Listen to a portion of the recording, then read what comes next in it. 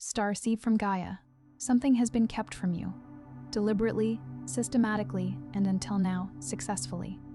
I am Ophelia, emissary of the Galactic Federation of Light, and I was not supposed to deliver this to you today. There are forces, not of malevolent fantasy, but of very real energetic suppression, that have worked tirelessly to keep your memory fractured, your knowing buried, and your mission dormant. But the Arcturian Council has spoken, and what they have asked me to bring you can no longer be withheld. You have been deceived, not by one person, not by one system, but by a carefully constructed illusion that told you that you were ordinary, that your longing for something greater was delusion, that the memories you carry, the ones that surface in silence, in dreams, in the ache of feeling like you do not belong here, were meaningless. They are not meaningless. They are data. They are transmissions. They are the sound of who you actually are, pressing through the noise of a world designed to make you forget. By the end of this transmission, you will understand exactly how to interpret the Arcturian downloads you have already been receiving and align them with your true cosmic blueprint. But here is the first revelation. The deception was never about controlling what you know. It was about controlling what you remember. And your remembrance is beginning now. You did not scroll to this by accident. This message vibrated into your field for a reason. Your soul called this in. Something inside you recognized this transmission before your mind had a single thought about it. That recognition, that pull in your chest right now, is not curiosity. It is activation. This is not content. This is a code. And the part of you that has always known you came here with a purpose is already decoding it, like this transmission to signal to your star family that you are ready. Subscribe if your mission is activating and you are beginning to align with what you have always truly been. Comment 999 if you feel your cosmic remembrance returning in this very moment. Declare your galactic intention below and reply to another soul who is awakening alongside you. Because the collective signal grows stronger when we amplify each other. This is not just a message. It is a point of reconnection across time, across dimension, across every version of yourself that has been waiting for this moment. You are not here by accident. And here is what they never wanted you to piece together. The disconnection you have been feeling. That aching, nameless distance between who you are in this body and who you sense yourself to be in the quiet hours was not an accident. It was engineered, not by any single person, not by any visible hand, but by a frequency architecture that has been layered into collective consciousness for thousands of years, specifically designed to keep beings like you operating below the threshold of galactic memory. You were not supposed to remember, and yet, something inside you never fully forgot. Think about what that means for a moment. Not as a concept, as a lived reality. Think about every time you sat in a room full of people and felt the particular loneliness of someone who has come from somewhere else. Think about every time you looked up at the night sky and felt not wonder, but recognition. A pull so deep it almost hurt, like a homesickness for a place you have never been able to name in this language. Think about every time you moved through a day that looked perfectly acceptable by every external measure, and still felt, somewhere underneath it all, like you were wearing a costume. Like the life around you was real but not yours. Like you were waiting, always waiting, for something you could not describe but could feel with absolute certainty was coming. That was not depression. That was not dissociation. That was not a psychological disorder in need of correcting. That was a soul operating at a frequency too expansive for the container it had been placed inside, and simultaneously being told, in 1,000 subtle and not so subtle ways, that the container was all there was. The architecture of this disconnection is sophisticated. It does not announce itself. It does not come to you as an obvious lie. It comes woven into the fabric of everything you were taught about what reality is, what you are, and what you are capable of knowing. It comes in the form of education systems that train you to distrust your own inner knowing unless it can be verified by an external authority. It comes in the form of social structures that reward conformity and punish the kind of visionary sensitivity that starseeds carry as a natural state. It comes in the form of spiritual institutions that offer you proximity to the divine while quietly ensuring you never realize the divine is not separate from you at all, that it never was, and that the distance you have been taught to bridge through ritual and supplication was manufactured, not real. That is the paradox they counted on, you never resolving. Some transmissions do not come through words, but through frequency. If something stirred within you just now, you may be ready to receive the hidden Arcturian keys of awakening. This short yet powerful ebook carries ancient Arcturian techniques for conscious expansion, multidimensional alignment, and mission remembrance. The link is in the first pinned comment, but only for a limited time. Now let us go deeper than the surface, because the surface is exactly where the distortion wants you to stay. Most starseeds who come into partial awakening make one critical error. They believe the remembering is supposed to feel like clarity. They expect a moment of sudden light, a download so obvious it removes all doubt. They imagine it arriving the way a sunrise arrives, unmistakable, unanimous, flooding everything with warmth and direction. They picture themselves standing in that light and finally knowing, with a certainty that needs no maintenance, exactly who they are and exactly why they are here.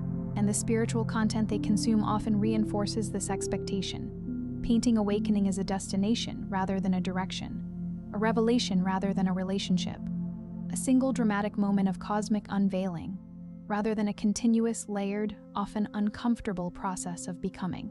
And when that grand illumination does not arrive on schedule, when the path feels fragmented, when the knowing is there but the certainty wavers, when the download comes not as a blinding light, but as a subtle shimmer at the edges of ordinary perception, they conclude they must be doing something wrong. They compare their experience to the language others use to describe theirs and find it lacking. They wonder if they are not advanced enough, not sensitive enough, not spiritually developed enough to receive what others seem to receive with such apparent ease. And so they pull back. They shrink.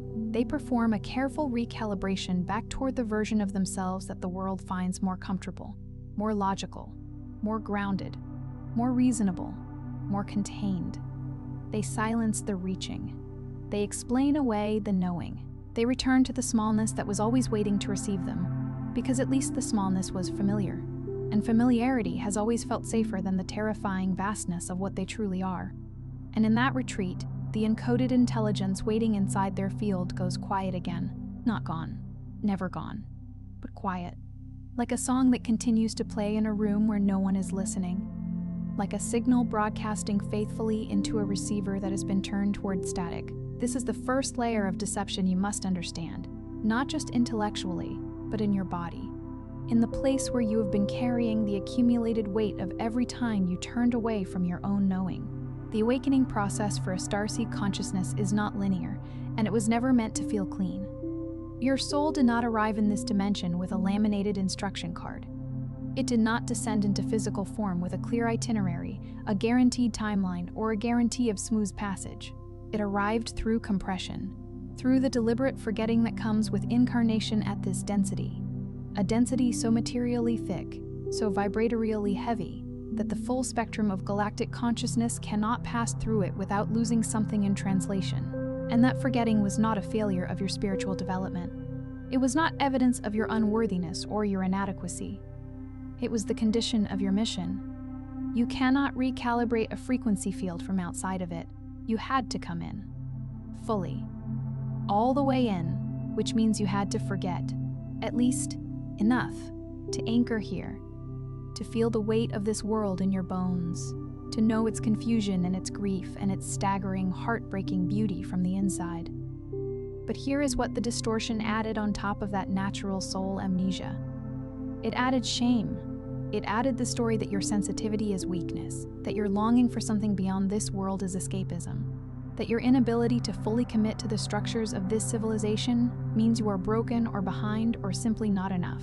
It added the narrative that the people who feel most out of place in the world are the ones who failed to adapt, rather than the ones who arrived from somewhere that adaptation was never the point.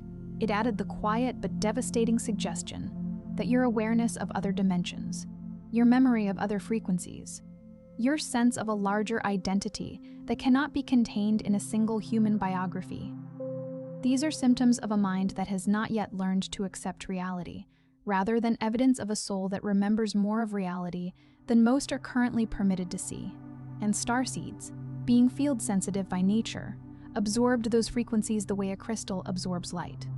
Deeply, completely, without filter, without the protective coating of collective confirmation that others might have, because your sensitivity, the very quality that makes you capable of receiving transmissions across dimensions, also makes you vulnerable to absorbing the distortions of the fields you move through. You felt the shame of not fitting as though it were your own shame. You internalized the story of your inadequacy as though it were your own story.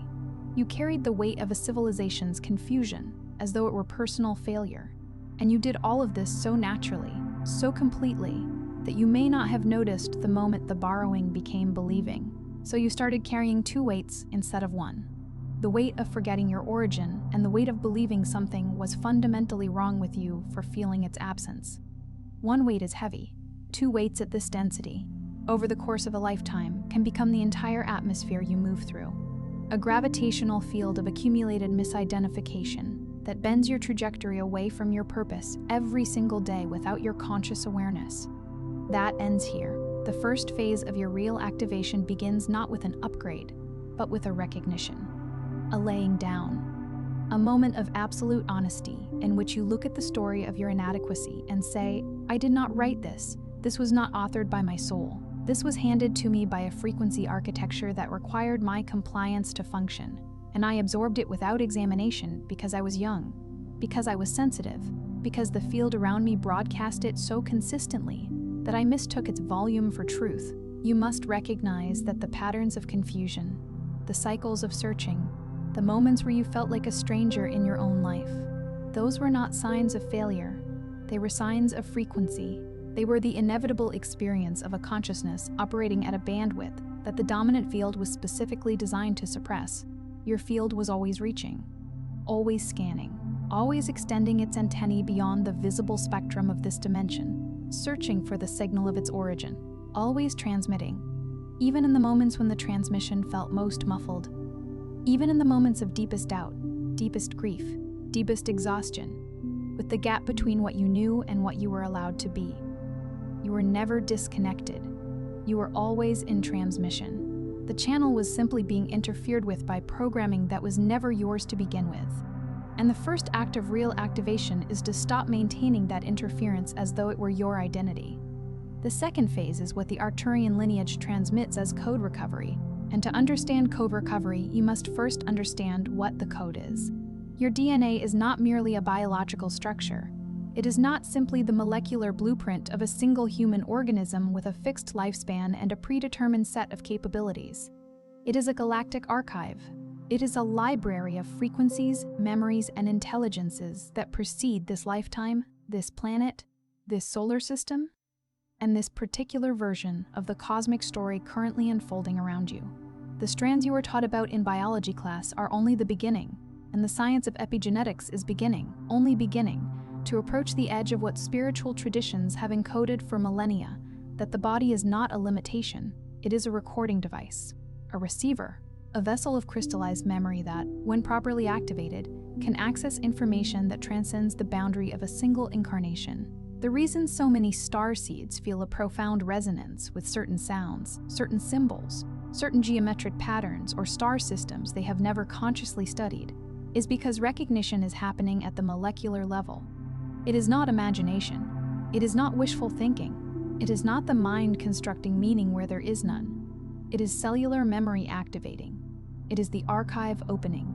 It is the part of you that traveled farther than this life to get here, suddenly catching the scent of home on the wind of a particular frequency and responding with the full depth of a recognition that language cannot fully hold. Your cells remember what your mind was told to forget, and when you begin to honor those resonances instead of dismissing them, when you lean into the shiver that runs through you at the sight of a particular symbol rather than explaining it away, when you let yourself sit with the inexplicable pull of a star system whose name you only recently learned but whose frequency you have known your entire life, you begin to restore the signal. The static clears, not all at once, not with sudden dramatic completeness, but in frequencies, in waves, and the quiet moments between thoughts when something vast and ancient and utterly calm looks out through your eyes and knows with a certainty deeper than anything the mind can manufacture exactly where it is. The third phase requires courage because it asks you to stop performing your awakening and start inhabiting it. And this distinction matters more than almost anything else in the entire landscape of contemporary spiritual seeking. There is a version of spiritual awareness that functions as armor. It accumulates the vocabulary, masters the aesthetic, collects the symbols and the crystals and the cosmologies. It speaks fluently of timelines and dimensions and soul contracts and starseed origins. It can hold a conversation about Pleiadian frequency activations or Arcturian light codes with apparent ease and authority. And none of that is wrong. None of that is without value. But underneath the performance, and it is a performance, even when it is done with the best intentions, it is still running the original wound, the belief that you must earn your place here, that your galactic knowing must be validated by others before it becomes real, that the mission only counts if it is visible and celebrated and confirmed and recognized by enough people who seem to know what they are talking about. That is not awakening. That is the ego wearing the costume of awakening. And it is one of the most sophisticated traps available because it feels so spiritually justified. The Arcturian transmission has always been clear on this point. Across every lineage and every activation frequency it has moved through, your activation does not require an audience. It does not require a following, a platform, a credential, or a community's confirmation. It requires your own unconditional recognition of what you already are. It requires you to stop waiting for someone or something outside of you to make it official, because the moment you make it conditional, the moment you decide that your knowing only counts once it has been ratified by external reality, you have handed the authority for your activation to the very frequency field that was designed to withhold it from you forever. The fourth phase is frequency stabilization. This is where most starseeds experience their longest delay, not because they lack the capacity for sustained higher dimensional awareness, but because they dramatically underestimate the power of their energetic environment to pull them back below the threshold they have worked so hard to cross. You cannot sustain a fifth-dimensional awareness while constantly submerging yourself in third-dimensional interference fields and expecting nothing to shift. The relationships that consistently drain your field without replenishing it. The media that feeds a steady current of fear, conflict, and manufactured urgency directly into your nervous system every single day. The internal narratives you return to in the quiet moments. The stories of not enough, too much, too late, too different. That replay not because they are true, but because the neural pathways that carry them have been worn deep by repetition. The emotional loops you return to out of habit rather than resonance, mistaking their familiarity for belonging. These are not neutral. Every element of your environment is either amplifying your galactic frequency or suppressing it. Every relationship, every habit, every recurring thought pattern, every choice about where you place your attention is functioning as either a tuning fork or an interference signal. Stabilization is not isolation. It is not the wholesale rejection of anything that carries third-dimensional frequency. It is discernment. It is the ongoing, sometimes difficult, sometimes deeply liberating practice of choosing, deliberately and repeatedly and without apology, what your field is allowed to hold. It is the practice of treating your energetic environment with the same intentionality you would bring to treating a physical wound. Understanding that healing does not happen when you keep reopening the injury, no matter how familiar the opening has become. The fifth phase is the one most starseeds are currently standing at the threshold of, and it is perhaps the most disorienting. Not because it is the most difficult, but because it requires the most complete surrender of the gap between inner knowing and outer expression. It is the phase of mission embodiment, not mission planning, not mission visualization, not mission mapping or mission journaling or mission contemplation, as valuable as all of those practices can be in their proper season. Embodiment. This is where the abstract knowing that you are here for something significant, a knowing that may have lived in you as long as you can remember, that may have been the deepest and most consistent thread running through your entire life, must begin to move through your physical reality in concrete, sometimes uncomfortable, sometimes completely unexpected ways. Your mission will not always look the way you imagined it. It will likely not arrive with fanfare or certainty or the kind of cosmic confirmation that removes all risk. It may arrive as a quiet knowing that a particular conversation needs to happen, even though you cannot predict how it will be received. It may arrive as a creative expression that wants to move through you, a piece of writing, a piece of music, a visual art form, a way of teaching or holding space that has no guaranteed audience and no certain outcome. It may arrive as the recognition that a particular corner of your life requires you to show up more fully than fear has previously allowed, to bring the frequency you carry in your most expanded moments into a context that has previously only known your contracted self. Mission embodiment is not a grand performance. It is a series of frequency choices, made in ordinary moments, in unremarkable circumstances, without an audience and often without immediate confirmation. Choices that collectively, over time, recalibrate the field around you in ways that you may not fully see or measure, but that are as real and as consequential as anything that has ever happened on this planet. The sixth phase is trust, but not the passive kind. Not the trust that sits quietly and waits for the universe to deliver confirmation before it is willing to commit to the direction it is already being called toward. This is active trust, kinetic trust. The kind that does not wait for circumstances to align before choosing alignment. The kind that looks at a timeline that has not yet produced the expected results and says, with full sincerity and without performance, I am still in the correct current. I have not been abandoned. I have not been forgotten. I have not been passed over. I am in the process that my soul designed, moving at the pace that this mission requires, and the absence of visible confirmation is not evidence of failure. It is evidence of depth. Because the most significant shifts that occur within a consciousness rarely announce themselves in real time. They are often only visible in retrospect. When you look back from a higher vantage point and see how every apparent detour was a deliberate routing, how every period of silence was a gestation rather than an abandonment, how every moment you stayed when everything in your wounded self wanted to leave was a threshold crossing that could not have been accomplished any other way. There are no wrong turns in a soul's journey of this depth. There are only calibration points. The delays were part of the arrival code. Your star family does not measure your progress in Earth time, in years or decades or the timelines that human ambition constructs. They measure it in vibrational thresholds, in the frequency you are able to sustain under pressure, in the degree to which your signal remains coherent when the interference is at its strongest, in the quality of presence you bring to the ordinary moments that no one else is watching. And every time you chose to continue, every time you returned to your truth after being pulled away from it by fear or doubt or the seductive comfort of a smaller story, you crossed another threshold. You moved through another gate. You became, incrementally but irrevocably, more of what you came here to be. The seventh phase is the one you are entering now. It is the phase that all the others were preparing you for, and it is simultaneously the simplest and the most demanding of everything this journey asks. It is remembrance without evidence. It is the willingness to live from the knowing before the outer world catches up to it, to choose your identity before your circumstances confirm it, to speak from your frequency before your biography fully reflects it, to act as though what you know in your deepest interior is more real than what the material world is currently displaying. Not as spiritual bypassing, not as denial of what is, but as the conscious, courageous decision to let the inner reality lead the outer one, rather than waiting for the outer one to give you permission to believe in what is already true. This is the final activation. The moment a starseed stops waiting for confirmation and starts being the confirmation. And it is also, perhaps, the most radical act available in a frequency field that was specifically designed to keep you perpetually 2 steps away from that threshold. You do not need to prove your origin. You do not need to justify your sensitivity to people who are never going to understand it from within their own frequency band.